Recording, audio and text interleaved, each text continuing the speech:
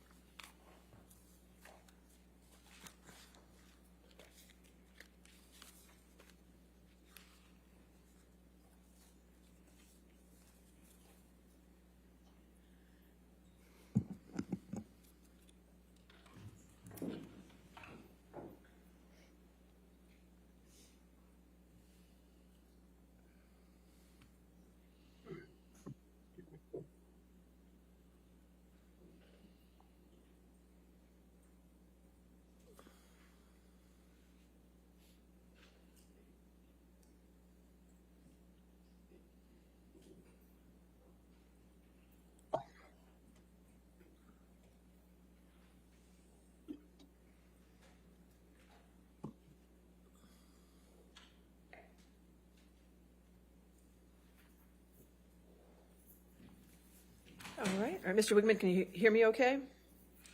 Yes, ma'am. All right. As soon as you ask him his first question, he should pop up there. He'll come All right. up then? Yeah, Okay. cross-examination. Thank you, Your Honor. Mr. Whigham, you testified that you closed a deal for Mr. Depp for Pirate 6 with him acting as Jack Sparrow. Do you recall that testimony? Yes. Mr. Whigham, could you do me a favor and just count from 1 to 5 for me so I can get you on my big screens here? Sure. 1, 2, 3, 4, 5. Not getting a list. There he is. There we go. Okay, thank you, sir. I appreciate it. I'm sorry. But in fact, Mr. Whigham, it's not true that Mr. Depp ever had a contract with Disney for Pirate 6. Isn't that correct? Can you explain that question or that position? Have you ever seen a contract that provides for Mr. Depp to play Pirate 6? To the best of my knowledge, my memory, myself and my partner closed an optional picture deal for the amount of money of what that picture would be for Johnny. And you would make sure to have that in writing, wouldn't you?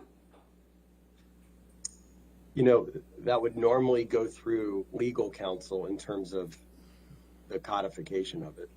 Do you have any explanation for why there exists nothing, no piece of paper, nothing suggesting that Mr. Depp ever had a deal with Disney for Pirate 6? Objection, lack of foundation, compound. Oh, I'll allow it. So I often close, when I was an agent, we would work on many deals where I actually wouldn't see contracts. They were verbal in nature. And then, you know, especially on optional pictures, just so there was an understanding of what the money would be. So do you have an explanation why there is not even a piece of paper, not an email, not a text, not a document, nothing that suggests that Mr. Depp is going to be in Pirate 6 as Jack Sparrow? Objection, asked and answered. I don't believe it was. So overruled, I'll allow it. I mean, if you're asking me my opinion, it wouldn't necessarily be alarming because that would be a conversation usually to understand. Disney's going to want to know: are we on the same?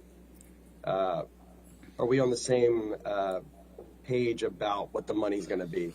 And most of that conversation, if I remember correctly, was also with one of Johnny's lawyers at the time. Okay, and so you had, so Johnny's lawyer was discussing this, but there's no document. Do you have an explanation for that? You may know better than me if there is a document, but that was Jake Bloom, you know, at the time, I believe, if memory serves me correct. All right. But would it be fair to say that you have never seen a document that provides that Mr. Depp was going to be in Pirate 6? It would be fair to say that it was consistent with a lot of the conversations that I would have on behalf of big stars, where it was verbal and there was an understanding of what the deal was going to be. Mr. Whigham, if you could please answer my question.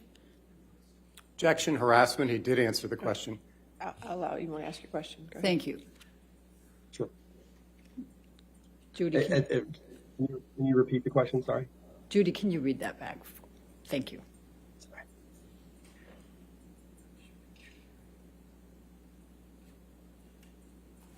All right, but would it be fair to say that you have never seen a document that provides that Mr. Depp was going to be in Pirate 6? It would be fair to say that I have not seen a document on pirates. Now, just so you know, Mr. Whigham, I don't need you to give me extra. I just want you to answer mine. I just want to know, have you ever seen a document that says Mr. Depp is going to be in Pirates 6? I only to fully answer the question though. I think there's some context. That's an easy yes or no. Have you seen a document? Technically, I perhaps have, because it connects to all the other Pirates films. It's just a modification of a new document. So I have not seen 22.5 million written on a page. You're correct about that. Okay. Now, you, in fact, had discussions back in 2016 and 2017 with Mr. Bailey, Sean Bailey. You talked about him a little bit ago, right? Yep. And you also had discussions with Jerry Bruckheimer in 2016 and 2017, correct? Yes. About Mr. Depp potentially being in Pirate 6, correct? And then you had discussions in 2018 with Mr. Bailey, and he was quite non-committal about whether Mr. Depp would be in Pirate 6, correct? Objection, hearsay. That's what I meant. All right. Okay. Given that he was able to, I'll sustain as to hearsay. It is hearsay. Okay. All right. So you determined, Mr. Whigham, that by the fall of 2018, it was very likely that Mr. Depp was not going to be in Pirate 6. Is that correct? It's a two-pronged answer from my perspective, because there was really two individuals involved in that decision. I would say Jerry Bruckheimer and Sean Bailey. Jerry Bruckheimer in the fall of 2018 really wanted Johnny in that next film, and Sean was non-committal, as you said. And Mr. Bruckheimer made it clear to you that Mr. Bailey was the one who gets to decide because he's Disney, right? Ultimately, and he also wanted to be the tip of the spear to really try to convince Sean. Okay. Now, do you recall?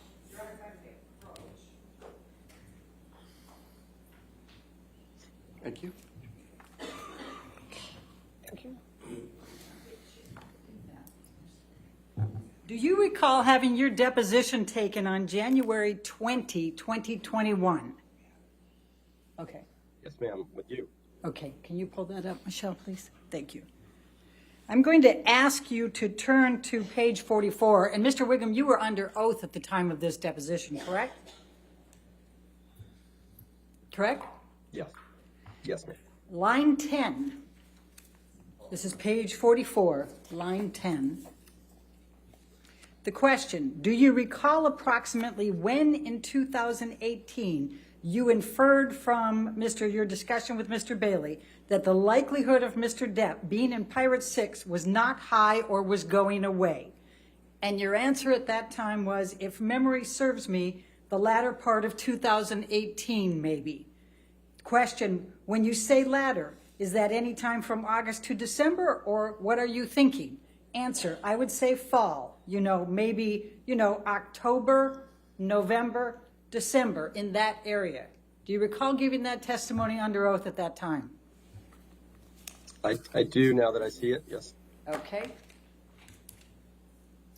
And in fact, there were quite a few things going on earlier in 2018 that might have had a bit of an impact on Mr. Depp's reputation. Would you agree? It might help if you Refresh your recollection? Sure. But, and before I go there, though, I think you said that the reason it was so catastrophic for Mr. Depp for the op-ed was because it was a first-person account of Johnny, right? Do you remember saying that? Yes, Okay. Wasn't it a first-person account when Ms. Heard filed for the TRO in 2016? so that would have predated any relationship I had to Johnny, so I had no knowledge of that. Okay, so you don't know whether it was catastrophic then? If you're asking me my opinion on something I don't know, I can form an opinion right now. It's a court document and probably a little different than an op-ed in the Washington Post. But I would agree it's not now that I'm forming an opinion, that it's not a great headline for sure. When you read the op-ed, did you read it online or did you read it in the actual Post paper? I don't remember. Well, let's pull up Plaintiff's Exhibit 2.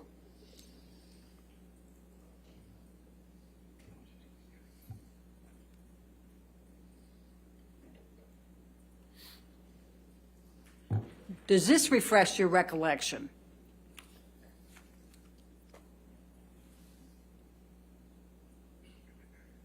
Very hard for me to see. Is that just the paper? We're going to try to scroll in a little bit more.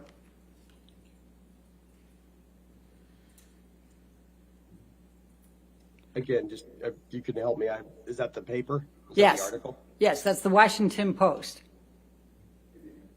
So, what's the question? Sorry. Does this help refresh your recollection of whether you saw it in print or whether you saw it online?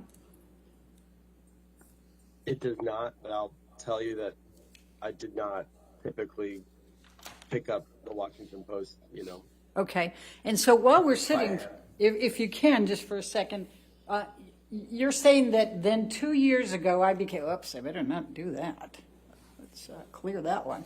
Then 2 years ago I became a public figure representing domestic abuse. That's this first person from Ms. Heard that's catastrophic for Mr. Depp. Is that your testimony? My testimony is that it reads like a victim statement from someone involved and the recipient, and it became a bit of a death nail, catastrophic thing for Mr. Depp in the Hollywood community. All right, well, let's pull up Defendant's Exhibit 99.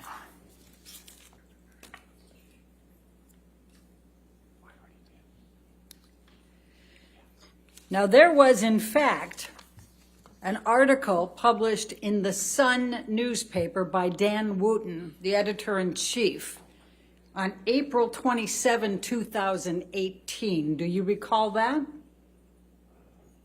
Now that I'm looking at it, Does that refreshes your recollection?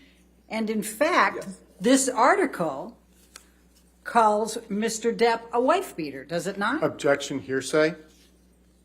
I'll allow it for them. you know what? I can't see the print even with these glasses, but All right. Well, I'll take your word for it. Well, the title here is How Can J.K. Rowling Be Genuinely Happy Casting Wife-Beater Johnny Depp in the new Fantastic Beasts film? Objection, Do you see hearsay, that? Your Honor. I'll allow that. Yeah. Okay.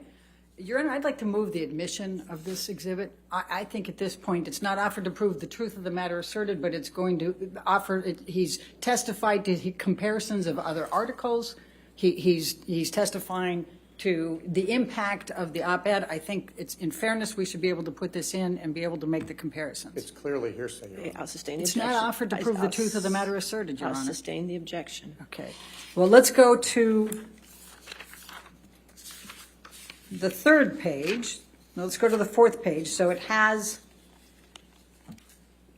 A5, I think is what I'm trying to get to. So it says paragraph 7. So do you recall that it says in here, Objection, hearsay, Your Honor. Your Honor, She's just trying to backdoor your ruling.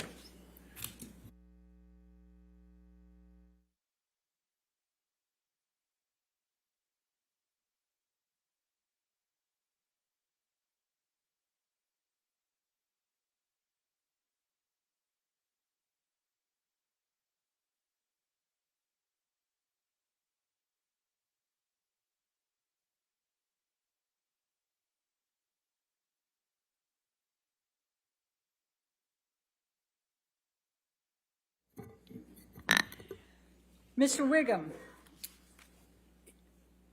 the article also had pictures, did it not? I don't recall. Do you recall whether it had a picture of Ms. Heard? Objection, hearsay, Your I Honor. don't recall. I'll allow that. I don't recall. Can we go to the 8th page?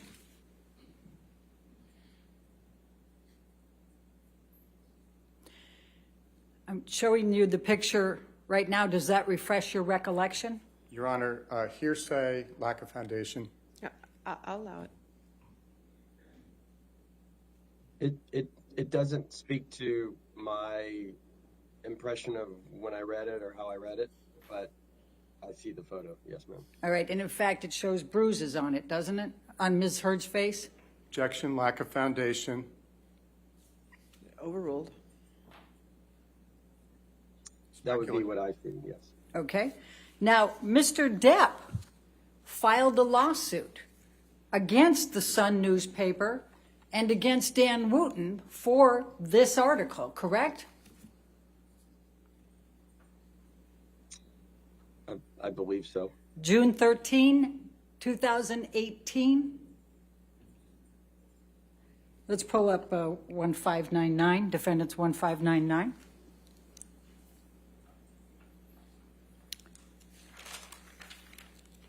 Does this refresh your recollection? Objection, hearsay, Your Honor. Just for refreshing recollection, I'll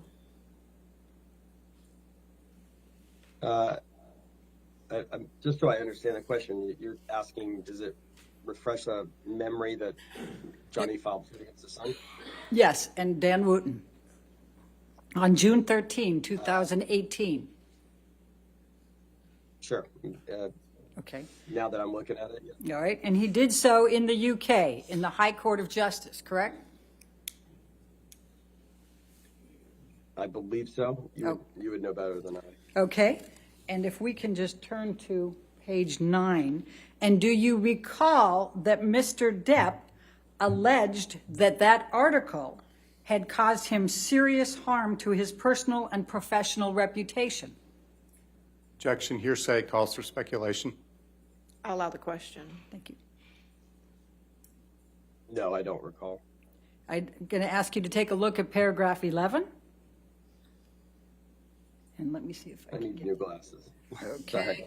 I can barely. I'm gonna- I wish, Your Honor, is there a way to even make that screen bigger on mine? I wish I had better glasses and more technologically savvy. They can make it a little bigger, but I think that's about as far as it can go. I'm going to try to highlight it here so that might help you a little bit. Let me switch the color. So, do you recall that Mr. Depp alleged that the article in the Sun newspaper by Dan Wooten had caused serious harm to the claimant's personal and professional reputation? If you're asking me, I don't recall it. I was not involved in that case at all. I'm able to read what's in front of me. But you don't recall it, and you don't recall if that had any impact on Disney in 2018. Objection, asked and answered. I'll sustain the objection. Next question. All right. Do you recall that Mr. Depp also alleged that he was caused significant distress and embarrassment by the publication of that article? No, I don't recall that. Okay. I say that because I just was not involved in that case. All right. My memory of that was it was a tabloid, and the lawyers were handling. All right. Michelle, you can take that down. Thank you. Now, there was a trial in the UK, was there not, on Mr. Depp's claims of libel against Dan Wooten and the Sun? I believe so. And it was in July of 2020, was it not? I don't remember the date, actually. All right, and it lasted 3 weeks? Do you recall that? I don't, but I'll take your word for it. Do you recall there being an enormous amount of publicity surrounding that trial? Objection calls for speculation, lack of foundation. He said he did. Thank you. I'm sorry, Mr. Whigham, you said you did recall that? Asked and answered. I'll allow it. I remember there being press around it, yes, ma'am. Okay, and in fact, do you recall that Mr. Depp gave testimony for 4 days? Not specifically, I don't. Do you recall that Ms. Heard gave testimony for 4 days? I don't recall any specific memory of who testified, for how long, or any details within the case. Do you recall there being many, many witnesses testifying at that case, on that case? I think I'd revert to my answer just now. Okay. And the press that surrounded that case, do you recall it being focusing on things like Mr. Depp's drug and alcohol use? Same answer. Do you recall there being the video, the kitchen video, being shown repeatedly? Objection. Your Honor, may we approach? Sure.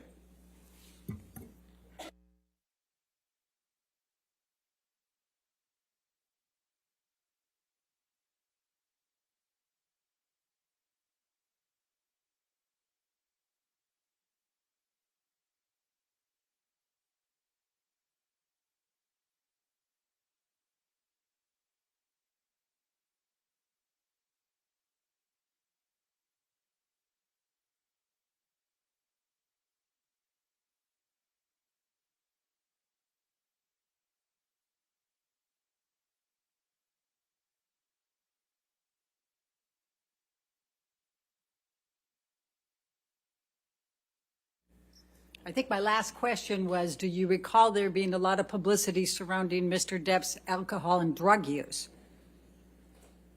I think I answered that. Oh, that right. That's right. I was on the don't video, recall. the kitchen video. Do you recall there being the kitchen video being played pretty repeatedly in the press? No, I don't. Do you recall a lot of pictures of Ms. Heard reflecting bruises, cuts, injuries? I think, just to be clear, I don't recall anything that was going on within the case. I was always consumed with next film and TV opportunities, and that was being handled by the lawyers. Do That's you my memory. Do you recall, I just have a couple more to ask you on this, do you recall there being allegations of at least 14 incidents of domestic violence against Ms. Heard in that trial? I do not, with specificity. Same answer. Now, could we bring up exhibit number 1 again, plaintiffs?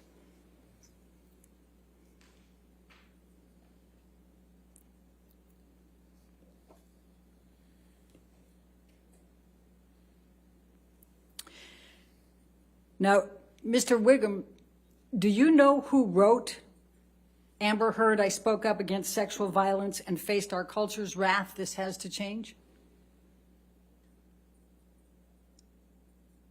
You're talking about the title? Yes. I wouldn't say that to me, I would have assumed it was Ms. Heard. You assumed, but you don't know, do you? I do not. Okay. And were you aware that there were also 3 pleaded incidents of sexual violence in the UK trial against Ms. Heard by Mr. Depp?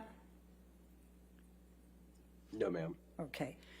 Now, your testimony is, you can take that down now, thank you. Your testimony is that since some point in 2020, Mr. Depp has not had any more movie opportunities, is that correct? Sorry, repeat the date. When is the last time Mr. Depp had a movie opportunity? The last film that he shot was Minamata, to the best of my memory. All right. And in fact, do you know whether the article that was in the UK, the ensuing lawsuit that was brought by Mr.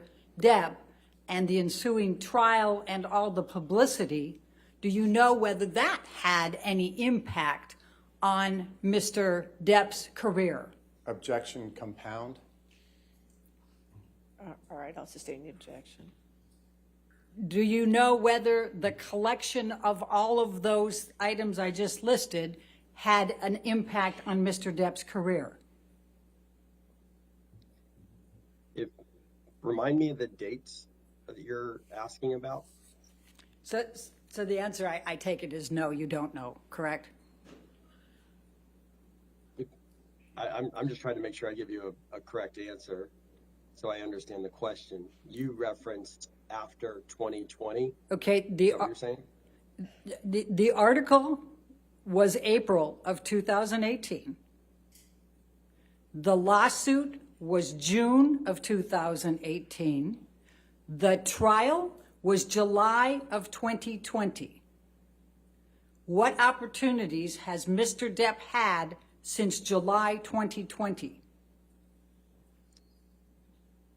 Since July 2020, he has not done a film. Thank you. I have no further questions. All right, redirect.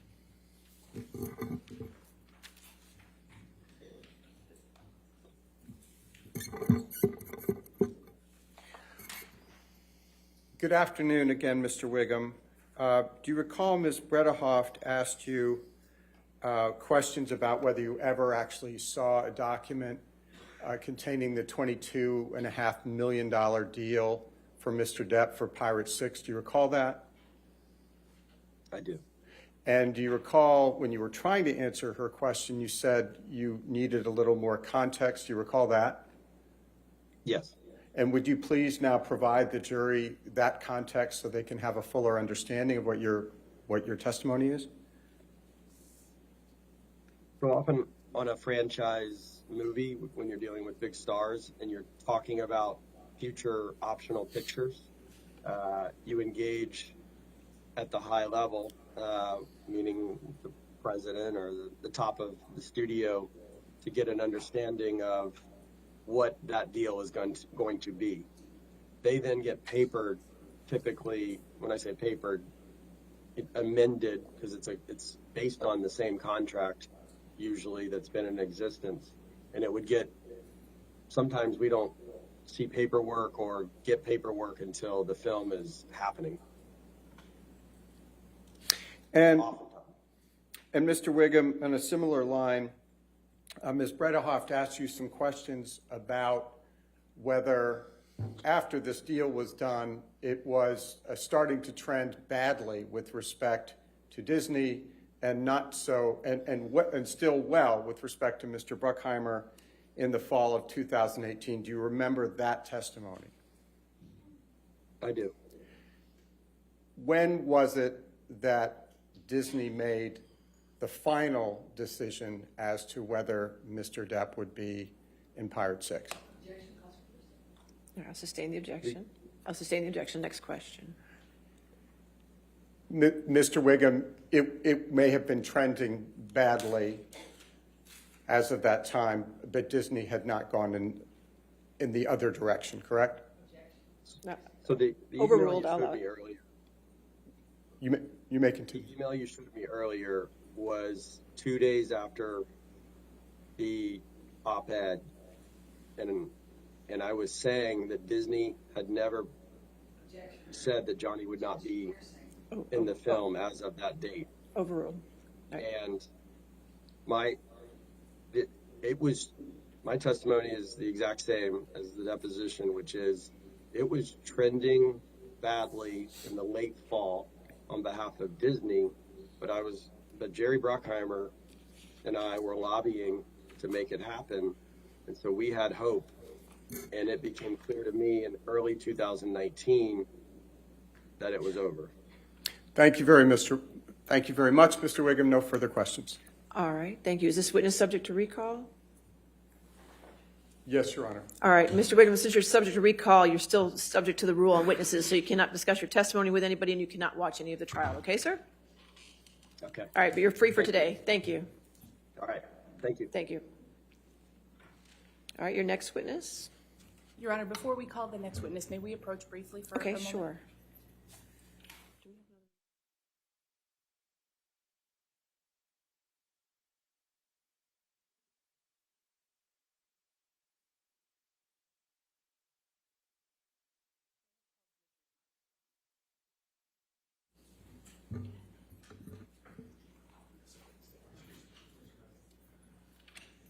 Do you solemnly swear or affirm to testify truthfully in this case and penalty of the law? Yes.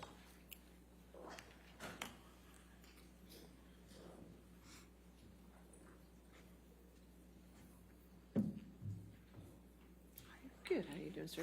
Good afternoon. You can sit down, sir. That's fine.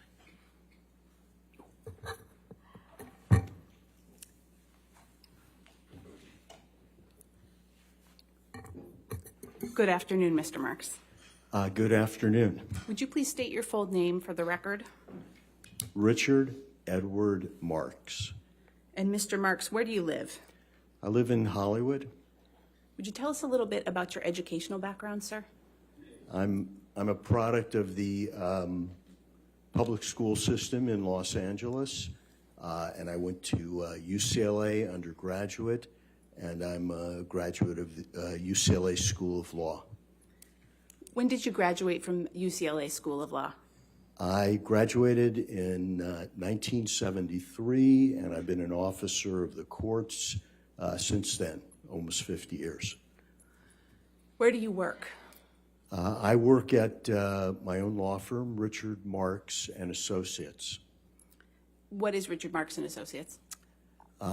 It is a transactional entertainment law firm, and we represent individuals, writers, directors, actors, books, but authors. But mainly we represent producers who are developing a product, if you will, to be produced and then exploited on television, features, streaming, things like that. When you say a transactional law firm, what do you mean by that? What I do is make deals. They're transactions. I'm a deal guy. So my whole practice, all these decades, has been about getting to yes. How do you make a deal? And then how do you get it documented so people sign it and then are able, it's clear enough that it can be administered and people can know what to do after you've made the deal. Specifically, what types of clients do you work with? Well, as I said, I work with all kinds of clients, but my bigger clients and the bulk of my practice is representing producers who produce, they develop and they produce content for exploitation. Are there any particular clients that you can identify?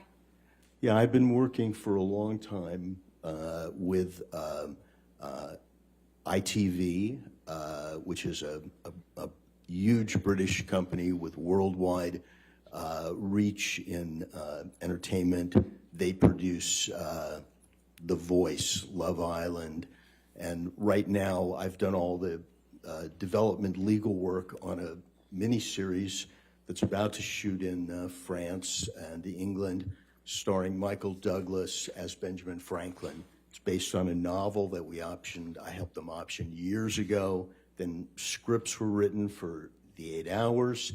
Then Michael Douglas was engaged, the director was engaged, and I do all those contracts, and that's ITV. Another one of my big clients is Village Roadshow. They're an Australian company. They partner with Warner Brothers and they produce movies like Matrix, Aquaman, Scooby-Doo. Right now, I am working on a television series for them, doing the legal production, and before that it was development, but the production legal work on a reboot of the old College Bowl show, where two colleges come together with teams and answer questions, and here they're going to win scholarships. And the hosts are Peyton Manning and Eli Manning. So that's currently what I'm working on for Village Roadshow. Any other clients? And I would say my third big client is a company called Media Rights, MRC, and they produce movies and TV shows. Recently, I've done a lot of work for them. They are finishing up a miniseries that I'm doing the legal work on for Apple, starring Billy Crudup. We just finished a miniseries for them called Terminal List with Chris Pratt. That's for Amazon. And we recently finished a miniseries doing the legal deal making for MRC on a show called The Shrink Next Door, which is aired. It starred Will Ferrell and Paul Rudd. And then I can't leave out my longest client, which is the producers of Bosch for Amazon. It's got to be 9-10 years ago when we went into Amazon. They had never produced a series, and we negotiated a deal for Michael Conley's book series, and we cast Titus Welliver as Bosch. They wouldn't order a series, they would only order a pilot. And now, in the next few days, what I call the 8th season, but which is the first season of the spinoff, will be available on IMDb TV instead of on Amazon, but Amazon owns IMDb TV. And we're right now writing the 9th season. So I've had this long run with this one particular series. Can you tell the jury a little bit about the types of deals that you work on for these clients? Well, when you think of a series or a motion picture, and you see the credits, there's hundreds of credits there. And every one of those people, you have to make a deal with them, and you have to paper it so that they sign it. And you know what to pay them, and what is there a guild involved, a union? What are their services? And what I do is all of that, soup to nuts, many times. Sometimes I work with in-house counsel or other attorneys, and we split up the work. But basically, you want to produce a movie or a show. You might option a book. I do that deal. You might hire a writer. Then you might get a director. Then a line producer, a UPM, first AD.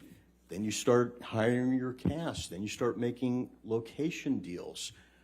Then you start renting equipment and props and getting releases for photos you might show or for people who might end up on camera. And then when you're done shooting, you're making deals for merchandising and deals with distributors. And in the old days, might have been for a DVD or for merchandising, a doll. And so it's really, what I do is make deals. And all deals, I've been doing it for almost 50 years, but they're all the same. They have elements of time, money, credit, rights, and perks. And I have approached deals that way so that I've made myself relevant. When I started out, there were 3 networks and big studios. And an attorney said, well, I'm a TV lawyer or I'm a feature lawyer. I just said, I'm a transactional lawyer. And so I've been able to adapt and make deals with Netflix, Quibi, YouTube, you name it. I've made deals. I mean, I recently made a deal with Hellman's Mayonnaise for an actress who is going to be an influencer for them on the web. And it was it was a good payday for this actress, but that's the way I look at deals. I'm a deal maker, and that's my practice. Mr. Marks, you testified that you have been working in the entertainment industry almost 50 years. How did you get started in the entertainment industry? I got started in the entertainment industry by being born in Hollywood, and it's our town industry, if you will. And I've always been interested in it. And when I went to UCLA, I took all the film classes there were. And when I went to UCLA Law School, it was by design because, number one, I couldn't afford the big law school, so UCLA was a public school. It was virtually free. I went to UCLA Law School because if you want to practice entertainment law in Hollywood, you go to UCLA or USC. Those are the schools where you kind of create your contacts and your network. And at UCLA, they had some of the best professors who taught entertainment law-related subjects. So I took copyright, trademark, entertainment contracts, if you will. I took everything entertainment-related. And that's how I kind of built the foundation for then my after-law school career. What did you do after you graduated from law school? Well, I wanted to do entertainment transaction law, but I realized I could earn a little bit more money if I went into entertainment litigation, suing over copyrights and trademarks. And so I took the highest paying job that I could get out of law school, and was in 1973. And I did IP litigation, disputes over copyrights, trademarks, disputes over rights, things like that. And I was a low-level litigator, doing depositions or motions, certainly not sitting at the, examining witnesses, except it might be in a deposition. And I did that for about, it was my first year out of law school. What did you do after that? Well, after that, I kind of made a decision that being a litigator wasn't for me, that I wanted to make deals, that I wanted my career to be about getting to yes. And that involved a lot of conflict sometimes, but the goal was to get to yes so that both parties could work together. Because the goal was working together and creating the TV show, not making the deal. The deal makers had to step away so that you closed the deal and then people could live with that deal. And so I went to a transactional law firm, and I was there a couple years, and I made deals. What kind of projects did you work on when you transitioned into that deal-making role? Well, this is,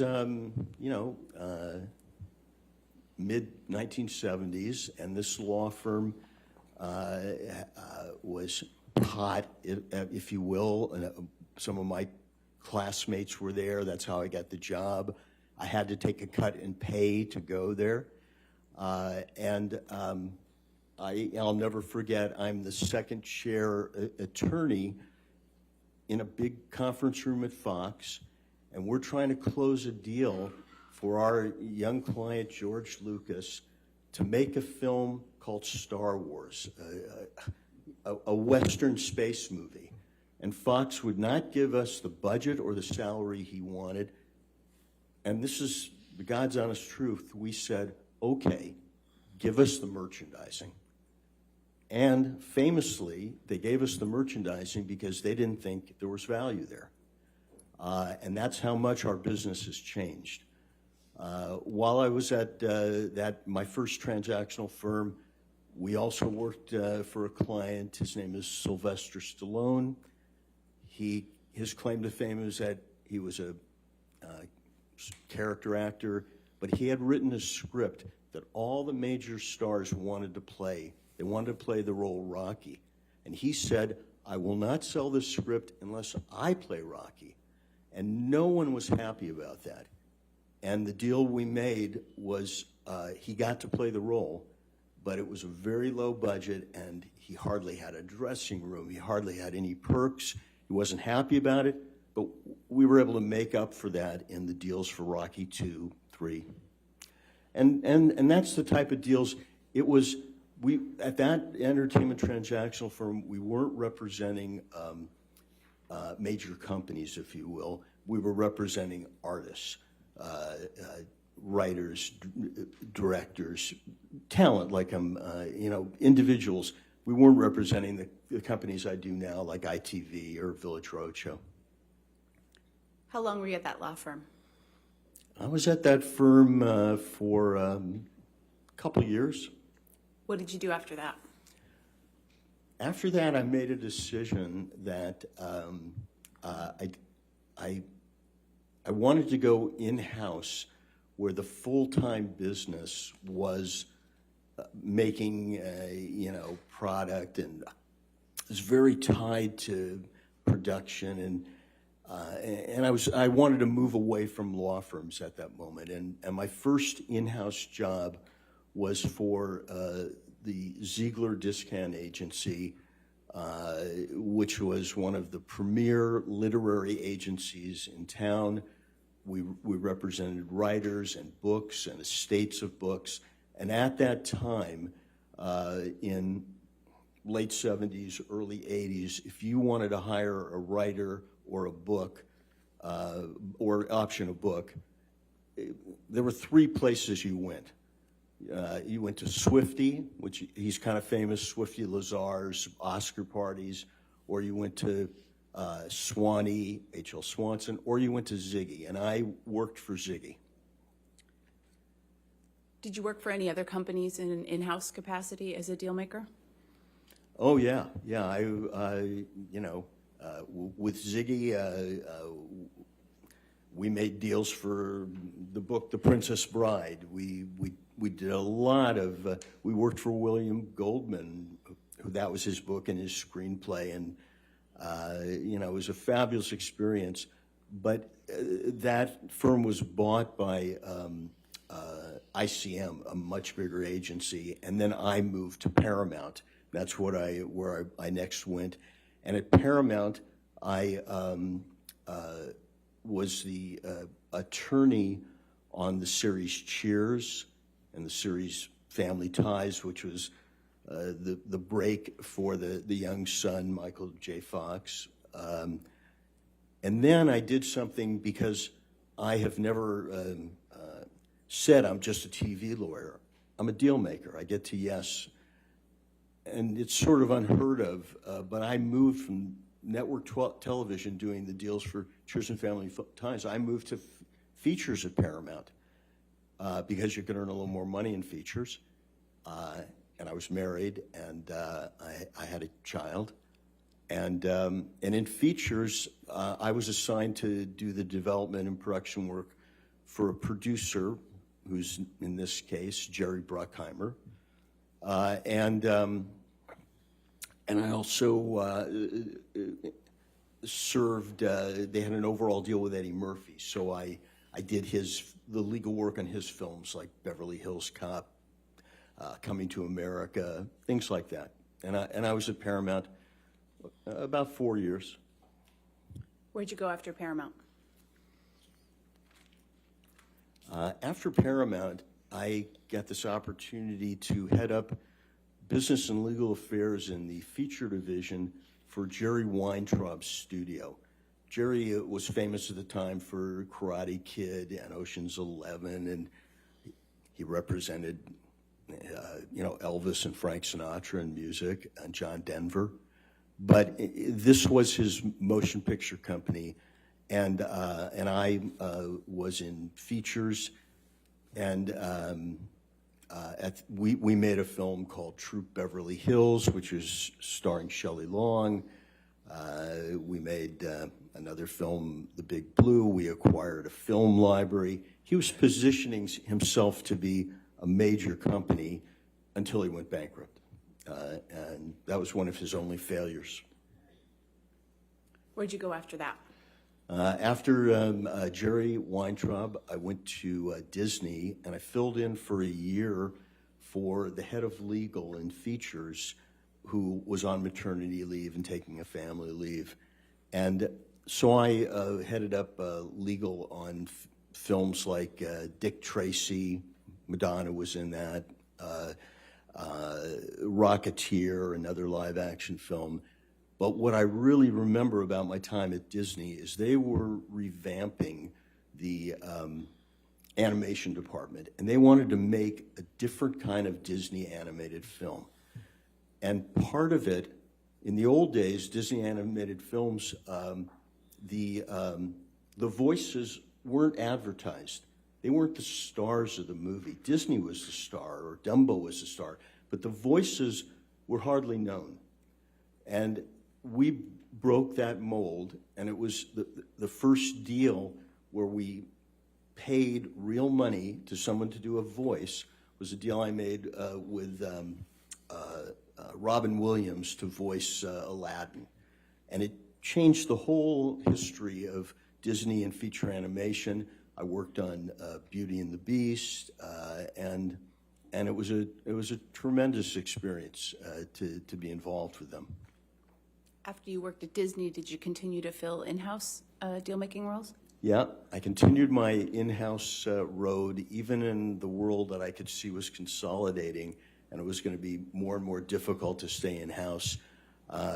After Disney, I went to a company called Media Home Entertainment, and they put up money for films, and for their investment, they got the VHS cassette rights. So Media Home Entertainment was one of the producers, investors in the Nightmare on Elm Street series and Blue Velvet. And what they got was the right to sell video cassettes. They also manufactured and sold the Jane Fonda videos or the NFL videos. And it was a great business, except the studios realized, are we crazy? Why are we letting another company sell video? We should keep that in-house. And so I was not only head of legal, but I was on the board of directors, and we sold the company to Fox so that they could take in the assets and eliminate a competitor. Where'd you go after that?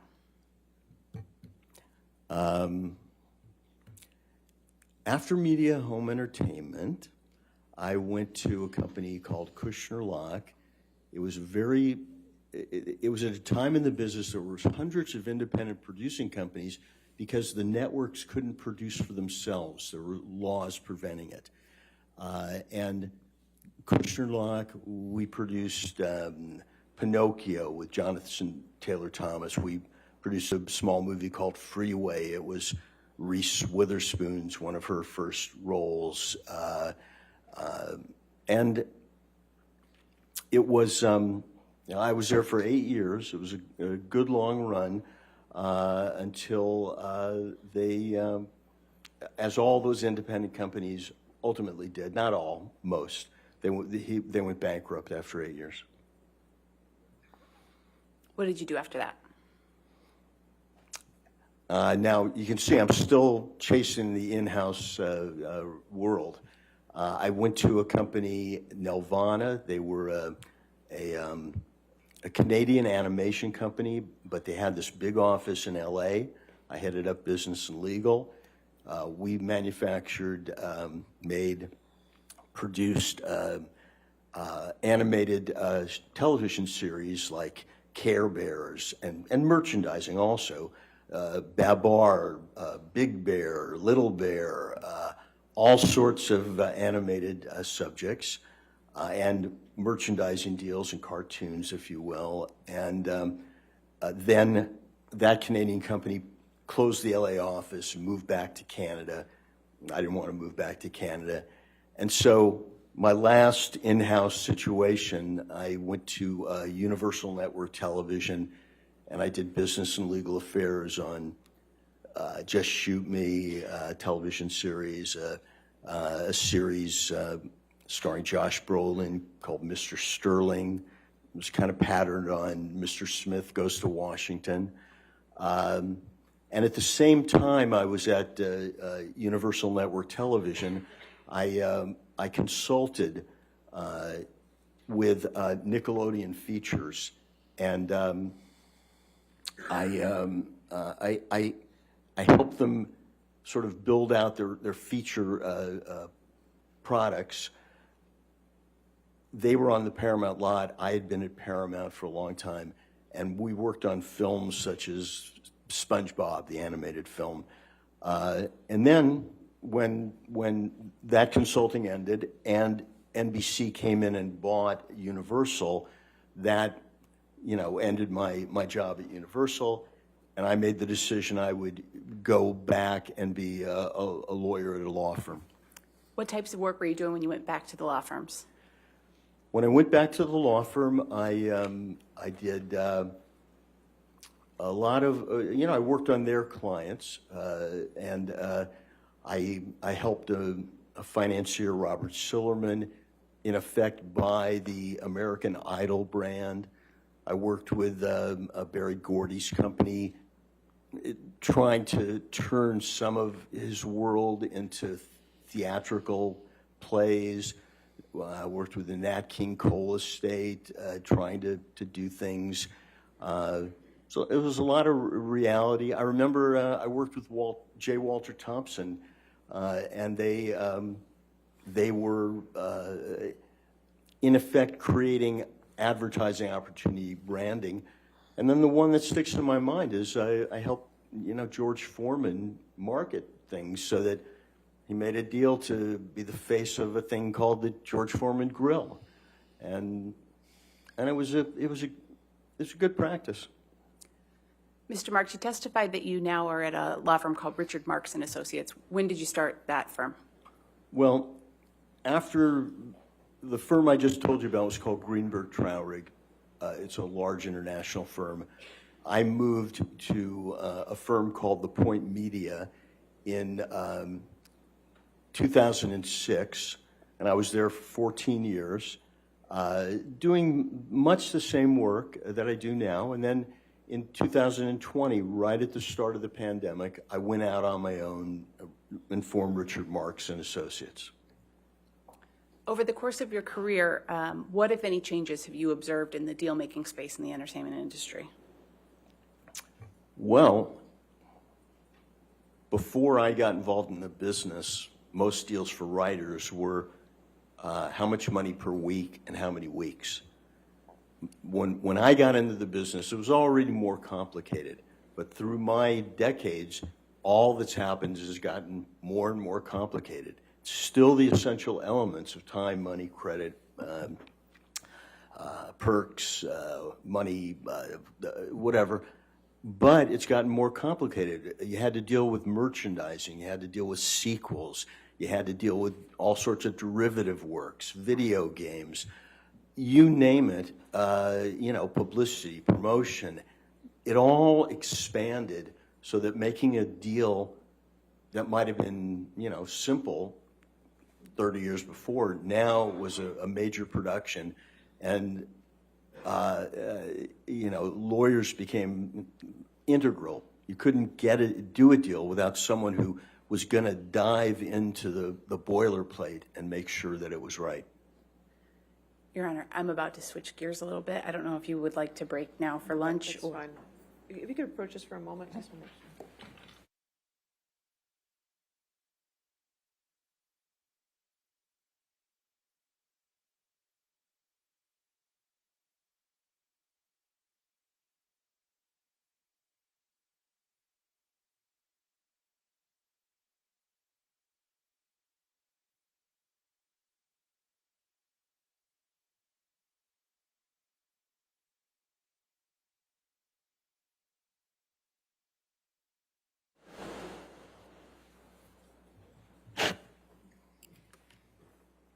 Your Honor, before we take lunch, plaintiff would move in Mr. Marks as an expert in the entertainment industry. All right, any objection? All right, so moved. All right, ladies and gentlemen, we'll go ahead and take our hour lunch then. Please do not talk to anybody and don't do any outside research. We'll see you back in an hour, okay? Thank you. Mr. Marks, if you could just stay there for a second, sir.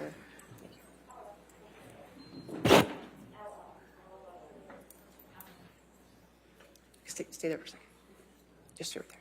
Thank you. No problem, sir.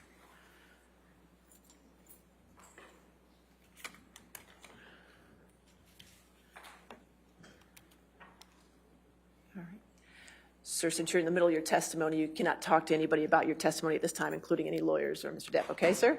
All right, then we'll be back at, let's make it 2 o'clock, okay? All right, thank you.